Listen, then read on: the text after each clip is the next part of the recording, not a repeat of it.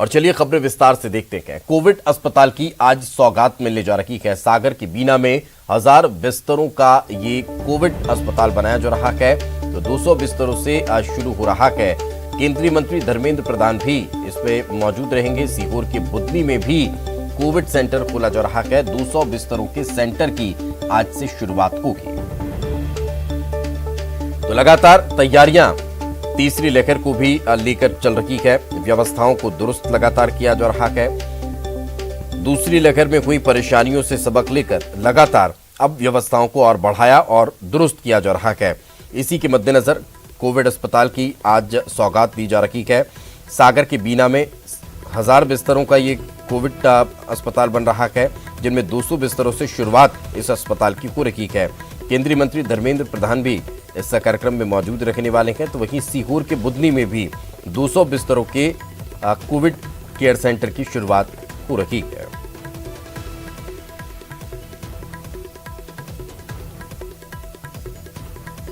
तो आपको बता दें कि बीना आगासूद के ग्राम चक में अस्थायी कोविड अस्पताल का शुभारंभ आज होगा। बीना के चक में 1000 बेड्स का यह अस्थायी अस्पताल है जो बनकर तैयार हो रहा है, जिसमें 200 बेड्स की शुरुआत होने जा रही है। 200 मरीजों के लिए बेड्स तैयार कर लिए गए हैं। हर बेड्स पर ऑक्सीजन की भी सुविधा मौजूद है, जहां पर कोरोना पॉजिटिव मरीजों का इलाज हो सकेगा। कोरोना की संभावित तीसरी लहर को देखते हुए यह कोविड अस्पताल तैयार किया जा रहा है। जरूरत के हिसाब से बेड्स की संख्या बढ़ाई जाएगी। सीएम के साथ ही नगरीय प्रशासन मंत्री भूपेंद्र सिंह, पीडब्ल्यूडी मंत्री गोपाल भार्गव, राजस्व मंत्री गोविंद सिंह राजपूत सहित सागर सांसद राज बहादुर और जिला प्रशासन के अधिकारी मौजूद रहने वाले हैं। आपको ये भी बता दें कि करीब 50 दिन पहले मुख्यमंत्री शिवराज सिंह चौहान बीना पहुंचे थे और उन्होंने बीना में बनाए जा रहे अस्थायी कोविड अस्पताल और ऑक्सीजन प्लांट का निरीक्षण किया था और अब उसकी सौगात वे आज देने वाले हैं। तो और ज्यादा जानकारी के साथ हमारे सहयोगी रंजना हमारे साथ जुड़ चुके हैं। रंजना, क्या ताजा जानकारी, कितने बजे ये कार्यक्रम होना है? सीएम खुद पहुंचने वाले हैं या वर्चुअली इस कार्यक्रम में शिरकत करेंगे?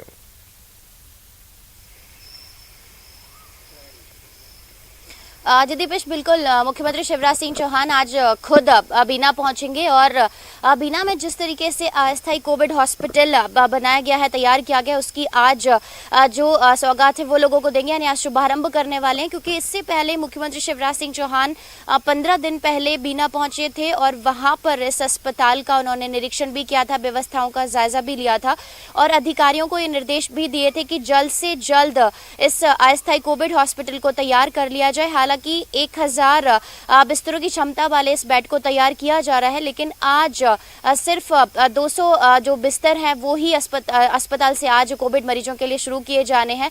और इस अस्पताल को बीना रिफाइनरी के आसपास ही तैयार किया गया है। इसकी वजह यह है कि जो बीना रिफाइनरी है उसके पास से जो ऑक्सीजन है वो तुरंत ही हॉस्पिटल में सप्लाई की जा सकती है और इसीलिए ये जो हॉस्पिटल है बीना रिफाइनरी के पास तैयार किया गया है। और सारी व्यवस्थाओं को लेकर मुख्यमंत्री शिवराज सिंह चौहान ने पहले ही जो बैठक के जरिए फीडबैक उनसे लिया था कि किस तरह से तैयारियां की थी। और एक बार जब अभी 10 से 15 दिन पहले मुख्यमंत्री शिवराज सिंह चौहान सागर और बीना का दौरा किया था, तब बीना रिफाइनरी में अस्पताल की व्यवस्थाओं को लेकर अधिकारियों को चुस्त दुरुस्त और जल्द से जल्द तैयार करने को लेकर निर्देश भी दिए थे। और आज 200 बिस्तरों के इस कोविड अस्थायी अस्पताल का शुभारंभ होने जा रहे। खुद मुख्यमंत्री शिवराज सिंह चौहान बीना पहुंचेंगे और वहां के जो लोग हैं उनको ये सौगात देंगे। बिल्कुल रंजना, केंद्रीय मंत्री के भी इस कार्यक्रम में अब जुड़ने की बात निकलकर सामने आ रही है। क्या वो भी बीना पहुंचने वाले हैं या फिर वे वर्चुअली जुड़ेंगे? और दूसरी चीज ये कि तीसरी लहर को लेकर जिस तरह से तैयारियां चल रही हैं, किस तरह व्यवस्थाओं को और दुरुस्त किया जा रहा है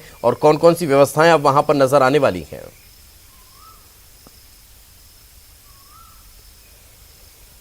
जी दीपेश, बिल्कुल सही कहा आपने, क्योंकि थर्ड वेव की चेतावनी जरूर जो वैज्ञानिक है उनके द्वारा जारी की जा रही है। लगातार ये कहा जा रहा है कि सितंबर, अक्टूबर या इसके आने वाले दिनों में भी जो तीसरी लहर है वो आ सकती है। और इसी के चलते अब जो कोविड हॉस्पिटल है जहां पर खुद ऑक्सीजन प्लांट की व्यवस्था हो, इसको लेकर जो व्यवस्थाएं हैं मुख्यमंत्री शिवराज सिंह चौहान लगातार कर रहे हैं। हर जिले में जो कोविड हॉस्पिटल है जहां पर खुद का ऑक्सीजन प्लांट हो, तो उसको लेकर भी मुख्यमंत्री शिवराज सिंह चौहान ने निर्देश दिया। अभी कुछ दिन पहले कोयम्बटूर की जो कंपनी है उसको भी ऑक्सीजन प्लांट लगाने को लेकर भी जो भुगतान है उसको करने को लेकर भी कैबिनेट की बैठक में प्रस्ताव लाया गया था ताकि जल्द से जल्द जहां पर जो ऑक्सीजन की प्लांट नहीं लग सके वहां पर इस कंपनी के जरिए ऑक्सीजन प्लांट लगा सकें और जहां पर खुद अपनी तरफ से ऑक्सीजन प्लांट लगाने की व्यवस्था की जा सकती है उसको दुरुस्त किया जा सके। खुद मुख्यमंत्री शिवराज सिंह चौहान इस वक्त थर्ड वेव को लेकर तमाम व्यवस्थाओं को लेकर मोर्चा संभाले हुए हैं और तमाम जिलों में थर्ड वेव को लेकर चाहे वो बच्चों के लिए अस्पताल की बात करी जाए 1000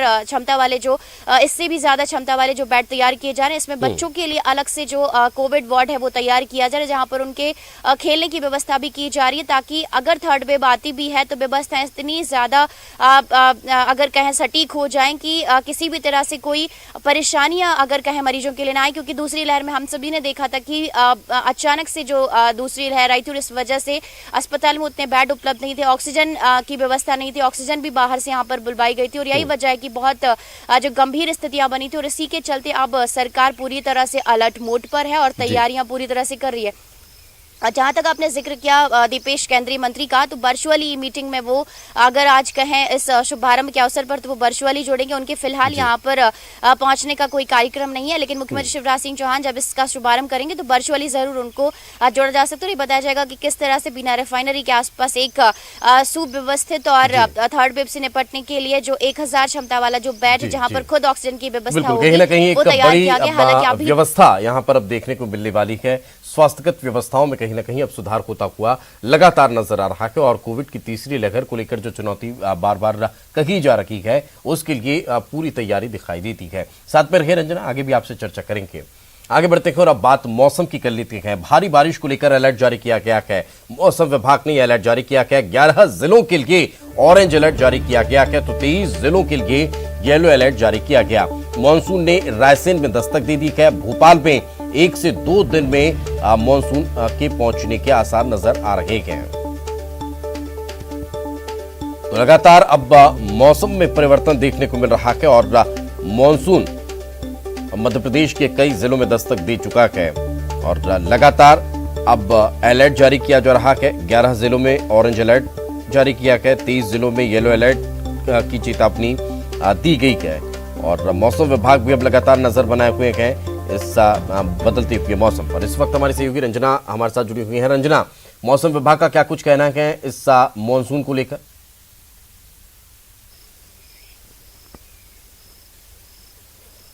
आज दिपेश बिल्कुल तय समय से पहले ही मानसून ने मध्य प्रदेश में दस्तक दे दी है और महाराष्ट्र के रास्ते होते हुए 10 जून को जो मानसून है वो मध्य प्रदेश पहुंचा है। हालांकि बीते साल की बात करी जाए दीपेश तो 2 नई तारीखें मौसम विभाग ने मानसून के आने के लिए घोषित की थी जिसमें 17 जून था और 20 जून था और पिछले साल की बात करी जाए तो 15 जून को जो मानसून है मध्य प्रदेश पहुंचा था।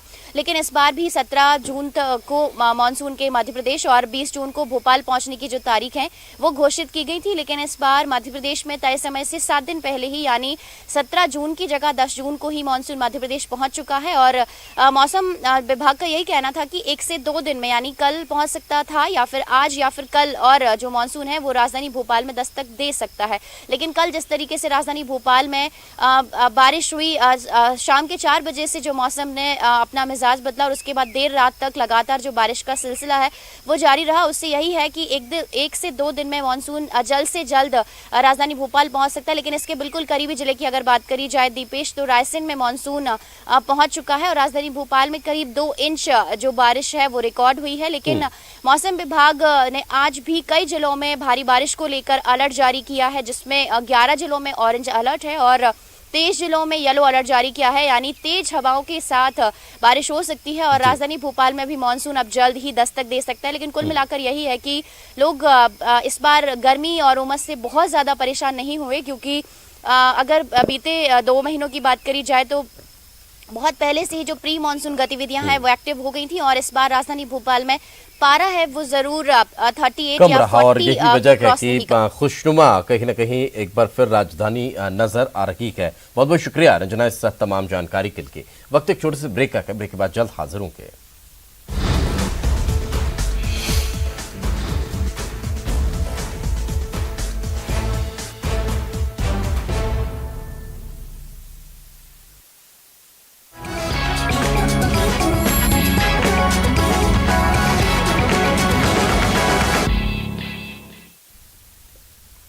ब्रेक के बाद एक बार फिर आपका स्वागत है।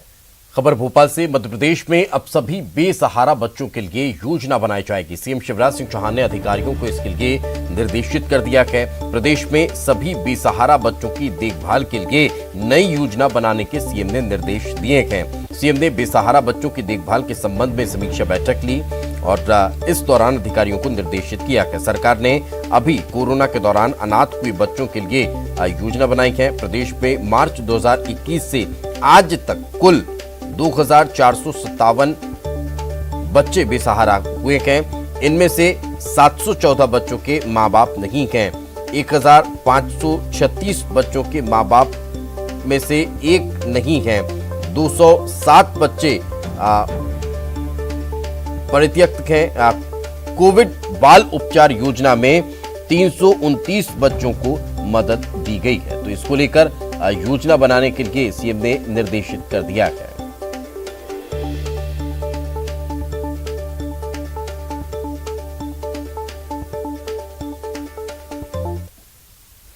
चलिए आगे बढ़ते हैं और अब बात करते हैं प्रदर्शन की। भोपाल में कांग्रेस नेताओं पर मामला दर्ज हुआ है। कांग्रेस नेता और कार्यकर्ताओं पर मामला दर्ज किया गया है। दिग्विजय सिंह समेत 30 नेताओं पर केस दर्ज हुआ है। महंगाई को लेकर प्रदर्शन कल कांग्रेस कार्यकर्ताओं ने किया था और पेट्रोल डीजल की कीमतों को लेकर विरोध दर्ज कराया था, जिसके बाद अब ये मामला दर्ज हुआ है।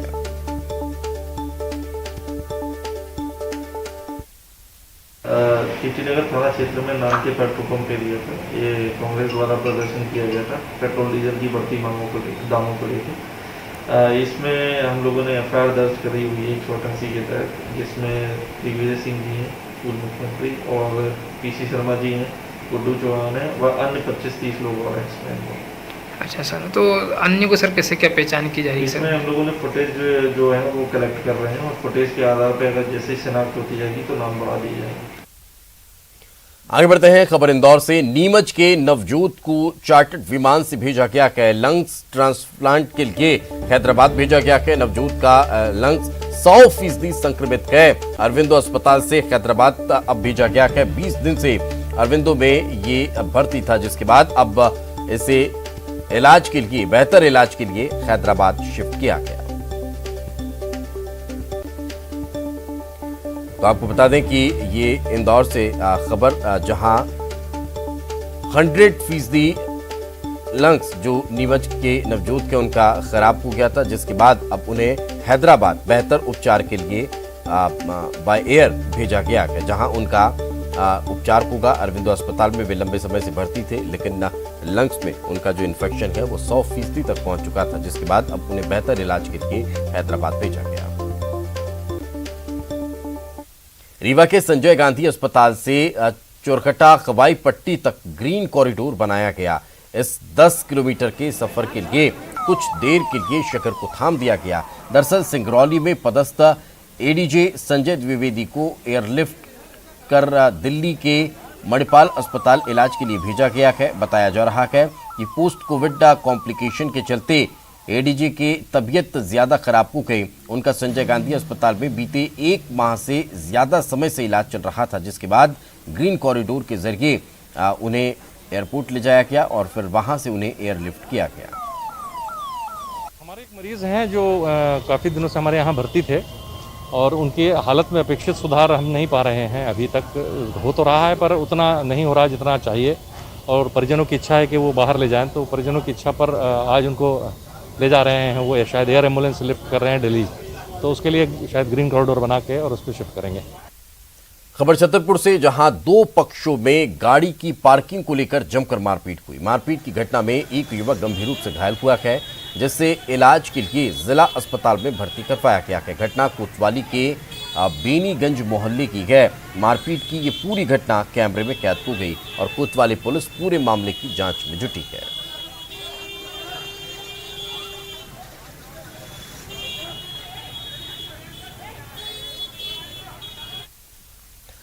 हरदा जिले में पदस्थ वनकर्मी शराब के नशे में मदहोश होकर सड़क पर पड़ा रहा।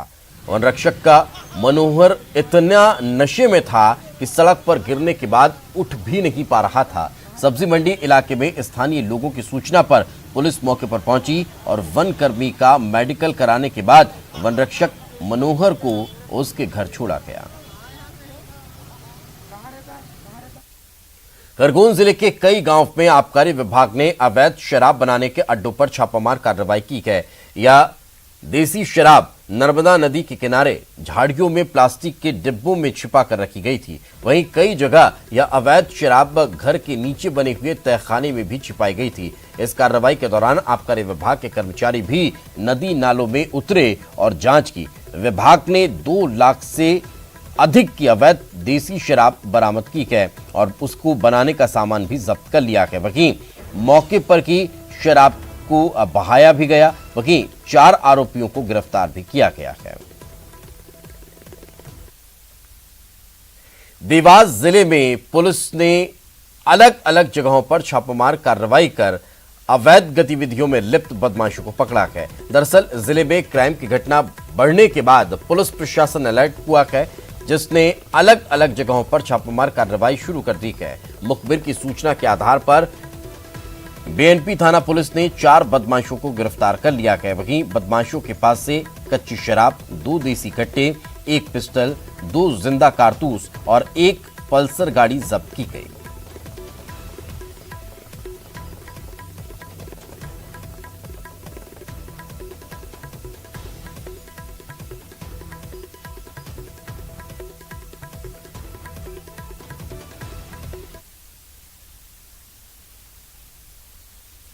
आगे बढ़ते हैं। सिवनी के बरघाट तहसील के मलारा कचंगा रेत खदान पर जिला प्रशासन ने छापामार कार्रवाई की। कार्रवाई के दौरान करीब 150 डंपर रेत जब्त की गई है, जो एक कंपनी की ओर से डंप करके रखी गई थी।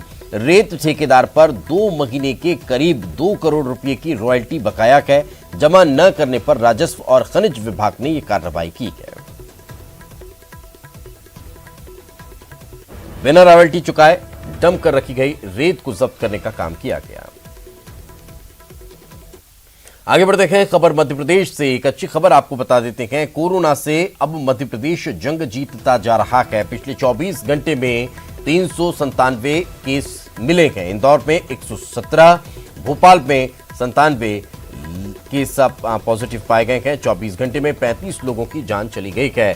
24 घंटे में 1240 लोग डिस्चार्ज हुए हैं।